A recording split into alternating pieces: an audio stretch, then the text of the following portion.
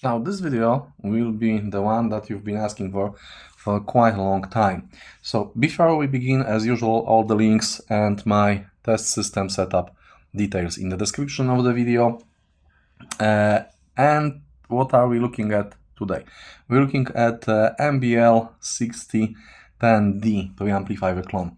The original preamplifier, when introduced, was around $20,000. And that was the lowest price because the additional modules for balanced inputs, for phono stage, etc. could push the price up to $25,000. So this little guy is something like $820, and that includes shipping. Original MBL was released in 2003 or 2004, and it's been on the market for more than 20 years. So the patents, if there were any, are gone. So let's find out what $820 can get you in 2025. So this is a clone called Transaudio C9.3 Master Edition. It's dual mono design with one of the inputs buffered for use with high output impedance sources. I think it's a balanced construction, but I'm not 100% sure of that. It comes with a remote. This particular edition comes with full metal, very good quality remote. There are also other versions that are coming with plastic remotes and other versions that are called C9.2, and they look the same on the outside, but they look completely different on the inside. And C9.2 is significantly cheaper, but it's also not exactly a dual mono construction. Okay, so let's move to some specification. Let's use my fancy picture-in-picture mode, and as you can probably see, the channel gain is 15.6 decibels. Signal to noise ratio is impressive, 126 decibels. Dynamic range is also 126 decibels. Channel crosstalk is as low as -99 decibels, and that's impressive. But the most impressive number, almost unbelievably low, is THD distortion, given as 0.00088%. And not only that, but also THD plus noise distortion is very low, if we can believe the numbers, 0.00024%. IMD distortion is also very, very low, 0.000316%, as you can see it here. Frequency response is given as basically flat in the audio band. And what's interesting, the manufacturer and sellers are telling us that each one of them is tested with AP when it's leaving the factory. And we can actually scroll through the pictures and see some nice AP measurement numbers. So yeah, scrolling down. That's this plastic version of remote. But it doesn't turn the device on and off because the power switch is purely mechanical. And yes, here we have some measurements, AP measurements. So, as you can see, all the data is exactly as given in the previous section. I'm not sure, I don't know if all of them are actually measured. These numbers are looking very, very nice indeed. But if all of them are measured, this means that ordering one, if there are many orders, can take some time. Okay, so yeah, you can basically pause and take a look at those as I was showing them. Okay, so let's have it out of the way and let's talk about the build. So some of you have asked me to turn on and show you how the switches are operating with the devices that I'm reviewing. So that was the main switch. Let's have it once again, because you'll be able to hear relays clicking in. Yeah, and the description for this unit says that there is a relay that opens the outputs when the preamplifier is ready to operate, and that's the precaution against pops in the power amplifiers. So we have an input selector. We have 4 inputs. One of them has typo, and basically this typo is consistent everywhere, including the PCB board. We have 4 inputs, XLR balanced one, and 3 single-ended inputs. The first one, auxiliary, is the one with the buffer. And here we have a volume control, and in the middle, status LED. And this little guy here is IR remote window. So how does it sound when operated? Let's start with the selector of the inputs. It's very solid, it's not wobbly, it works very nice. The volume control when operated by hand is dead silent.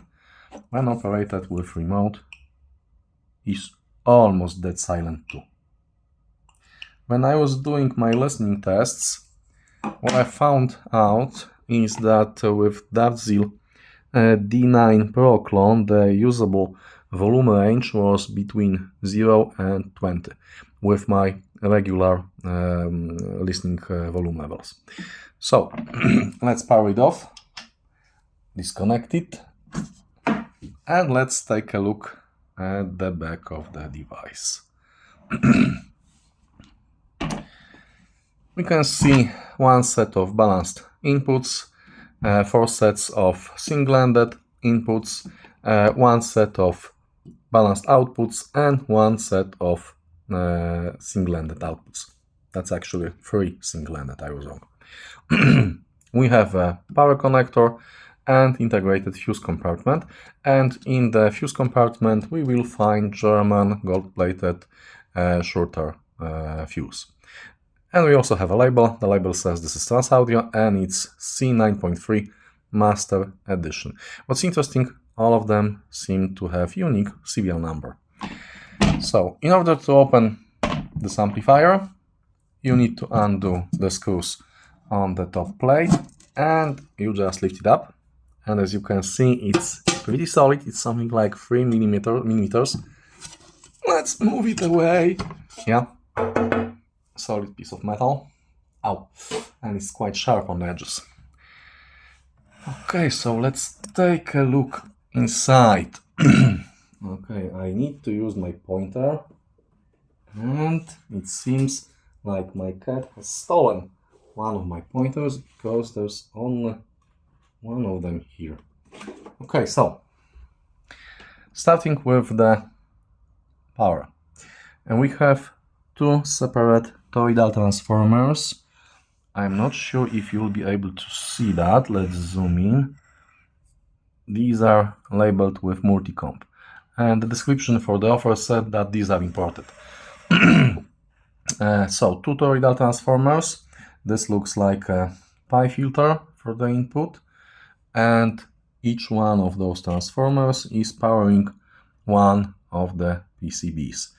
And we also have a third transformer, a very simple one, that's used for powering remote control and powering relays that are selecting our inputs. The input selector that's placed here is a mechanical input selector that's controlling those relays via this flat cable. What else? Let's rotate it in a minute. Here we have a blue remote controlled Alps potentiometer for volume control with the power board. It looks very nice and it also has made in Japan lettering on the sides. And let's take a look on this side. Okay, so as you can see, we have 2 separate channel boards for the left and for the right channel. Let's maybe zoom in a little. Okay, let's have it like that. And the boards are exactly identical. Each one of them has a separate input and each one of them has a separate set of inputs and outputs. That's the main difference between this version, C9.3, and older preamplifiers, because they had one PCB board with completely different layout. And they also had different layout for inputs and outputs. This one, as you may rewind a little back and take a look at the backplate, you'll see that each channel has inputs and outputs in a row, because that's basically the same board. So what else do we have here? All small guys, all red small guys are German VMA capacitors. The blue ones, like that one, are V-shaped capacitors. We had some volume pots, maybe not the volume pots, but potentiometers made by Burns from Taiwan, and all of them are protected with translucent paint on top of them. And we have two 5532 operational amplifiers, so these are single operational amplifiers. One of them is used for the buffered input, and the second one, I have no idea. I'm not sure. I think this is a fully symmetrical balanced build. So in such a scenario, this one should be used maybe for converting balanced signal to single-ended, but that makes little sense, as you can just take hot signal output and ground signal from balanced connection, and then you have a single-ended connector. So I'm not sure what this one does. I'll do a zoom in a second, so you can take a look, and maybe one of you guys will have some additional idea. All the electrolytic capacitors, all the small ones and the large ones, are ELNA for audio capacitors. These guys are rated for 2200 microfarads each, so we have 15,020 microfarads capacity per channel in preamplifier.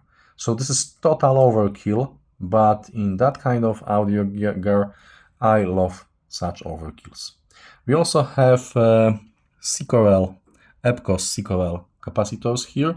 These are rated for 1800 microfarads, and interestingly, the board underneath them says that they probably should be 2200 microfarads, as you can see. So now this preamplifier can be used with two configurations of operational amplifiers, and that's the reason for the differences in price. I've ordered the best version, top of the line version, using Texas Instruments OPA 828 operational amplifiers, and we have 4 of them per channel. You can also get quite cheaper version that's using OPA 2604 in these positions. We also have a set of relays for controlling inputs, and we have a set of relays for controlling outputs, and these all are Omron relays. And here we have some more V-shaped capacitors. The board, as you can see, is marked with MBL6010D C9.3, and it's dated for August of 2022, I think, if I'm understanding these numbers correctly. What's interesting here is the quality of the wires that are connecting amplifier boards with the volume control, these guys. This is a very nice, very good looking copper, and the description for the offer was saying that this is single crystalline copper. These wires are quite short, but they look nice and they are braided together here. So that's how it looks inside. There's quite a lot of room inside, and I'll do the zoomed view on the board for you guys, so you'll be able to see the details of this construction. As you can see, as I said, this typo is consistent. It's on the back, it's on the front, and it's on the PCB. Yep. And that's basically it. So let's rotate it, let's close the lid, and let's talk about the sound quality. Okay, so I'll pause the video for a second and I'll be back in a minute. It's closed now. One more thing before I'll talk about the sound quality. The whole chassis is very well made. Okay, so it's closed and connected, so we can have a little play with it while I'll be telling you how does it actually sound. Okay, so I've told you about the build quality. Let's move to the bass. I'm using my notes here. Compared to the amplifier, power amplifier and digital to analog converter alone, as I was testing it with D9 Pro and Gastard X263. So compared to this setup of amplifier, power amplifier and digital to analog converter alone, this preamplifier adds some depth and authority to the lowest bass. Low piano notes, low guitar lines, bass guitar lines are very light.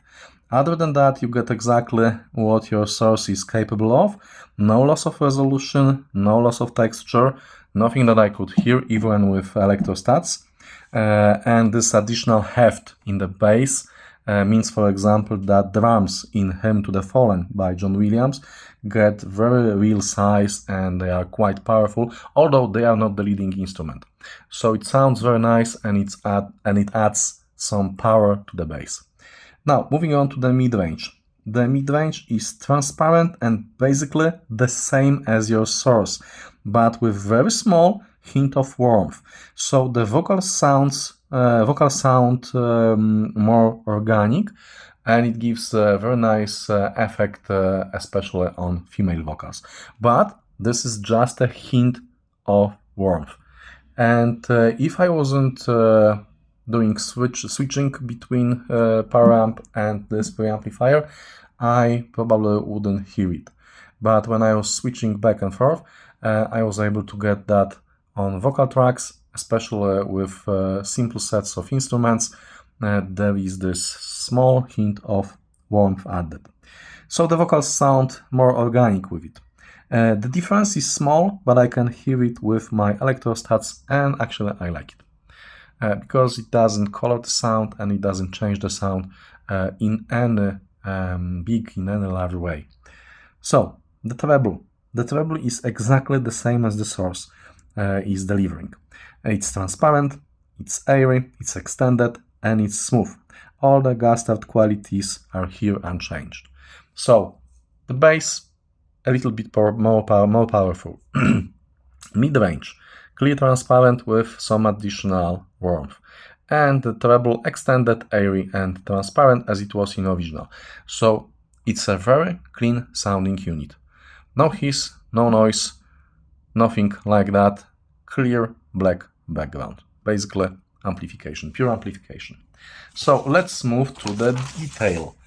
And the detail is quite interesting because this preamplifier allows my Gastard to shine. There are tons of detail as the digital to analog converter works with fixed volume level, so there is no loss of resolution. Everything is there and even more than I'm used to. Listening to my tracks with MBL, D9 Pro and electrostats setup was a delight. Basically, when your digital to analog converter is operating at maximum volume, there is no loss of resolution, meaning that all the little details, all the nuances are getting to the preamplifier and then to the power amplifier. In case of this preamplifier, its quality, its signal to noise ratio is so high that all those details are going to be transferred to the power amplifier. And that's not the case, and that's why I'm talking about that. That's not the case with all preamplifiers, because preamplifier is an additional audio device in your chain. You have your source, you have your power amp. If you're adding something in between, and you're adding not only the device, but also two sets of interconnects, in most cases, it will affect your sound. If the noise to ratio, if the harmonic distortion of preamplifier will be lower, or actually higher, than for your source, then you will be losing some details, some nuances, and some spatial cues compared to the pure setup with just source and power amplifier. Obviously, that works if your source has a volume control. If it doesn't, then you always need to have a preamplifier. This little guy has no detectable loss of the detail, even with my highly transparent electrostat speakers. So that's excellent. Now, moving on to imaging. The detail section should be a hint already. So basically, imaging was pinpoint precise with superb instrument locations. It's slightly better than with Gastard and D9 Pro amplifier alone, but it doesn't pump the size of the scene like Cary SLP-90 clone does, because Cary is basically tube preamplifier.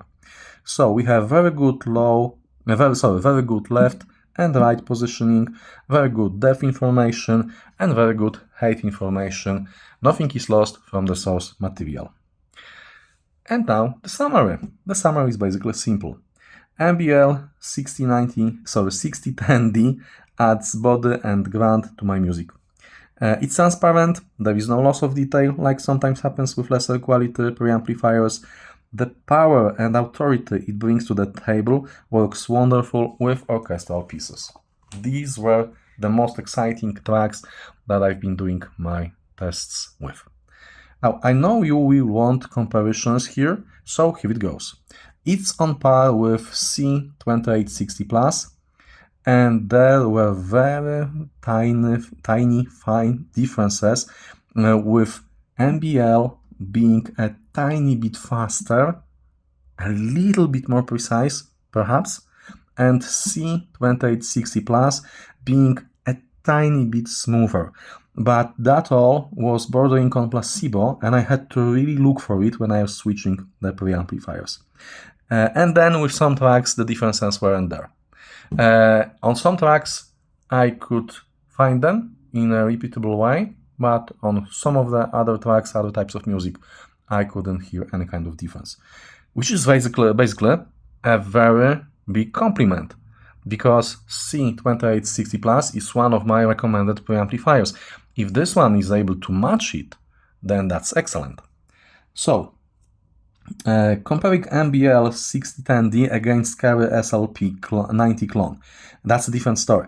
Cary is tube preamplifier and it has this liquid smooth quality, and it does one thing to the soundstage. It pumps it up, it pumps the image, so everything is bigger with you in the middle of the scene.